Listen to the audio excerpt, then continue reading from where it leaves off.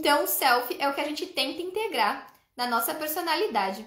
E a sombra é exatamente aquilo que a gente tenta cortar, que a gente tenta fingir, não, isso não acontece comigo, isso não sou eu, isso é ruim. Como é que surge a sombra, né? Porque quando a gente nasce, não tem sombra, tudo é maneiro. Como é que surge isso, né? Como é que a gente começa a escolher? Ah, essa parte de mim não é legal, ah, essa parte de mim é legal.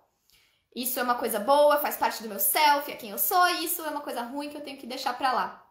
Basicamente, são as experiências que a gente tem ao longo da nossa vida, seja no contexto familiar, seja num contexto social maior, porque cada família, né, cada ambiente vai ter aí as coisas que considera adequadas ou inadequadas.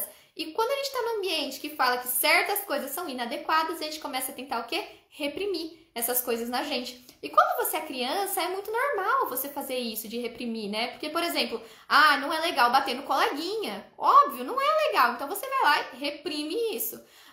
Não pode, sei lá, comer sobremesa antes da janta. Realmente, isso não é legal. Então você reprime isso. Só que isso acaba se tornando um padrão tão invasivo na nossa vida, a gente não para refletir o que vai reprimir e o que não vai. E aí é que a coisa fica feia.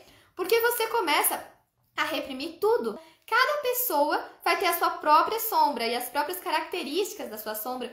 E essas características são definidas, então, pelo ambiente em que a pessoa vive. Se você vive numa família, por exemplo, fala, não, artes é uma porcaria, você não devia se dedicar a isso, a sua sombra vai ter a ver com artes. Eu vou dar um exemplo aqui da minha mãe, por exemplo. Minha mãe, ela ama arte, gente, ama. Desde que ela era criança, ela fala que ela já fazia arte, vendia arte pros vizinhos, enfim, ela gosta muito. Quando chegou a época de fazer a faculdade, ela pensou, eu quero fazer faculdade de artes plásticas.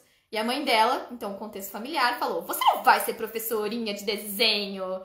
E aí pronto, acabou o sonho, ela realmente não fez a faculdade de artes plásticas e ela foi ser advogada, enfim, que era coisa que ela disse que não tinha matemática, né, que ela não sabia matemática, não queria nada com matemática.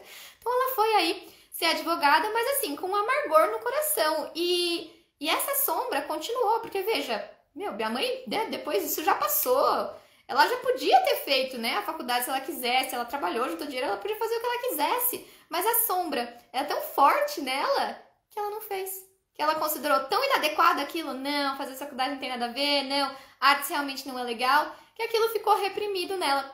Então é assim que vai se formando a nossa sombra, tá? Por isso cada pessoa, apesar da sombra, o conceito de sombra ser universal, cada pessoa vai ter a sua própria sombra. Então assim, gente, em resumo, o que é a sombra? São nossos conflitos internos não resolvidos, são as emoções que a gente não expressou e são os talentos que a gente não desenvolveu, mas não porque não quis, porque os outros falaram que a gente não devia, que a gente não era capaz, que não era legal, que não tinha nada a ver. Então tudo isso, todas essas partes esquecidas, perdidas de nós mesmas, elas vão ali se acumulando. Você pensa que elas foram embora? Não foram!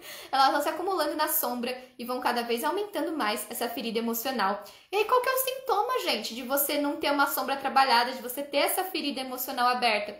Vários sintomas. Raiva, autossabotagem, ansiedade, tristeza, pensamentos de que você não é capaz, né? Se colocar para baixo. Enfim, tudo de ruim é basicamente uma sombra não trabalhada aí, uma ferida que a gente não percebeu e, né, talvez aí também não fechou.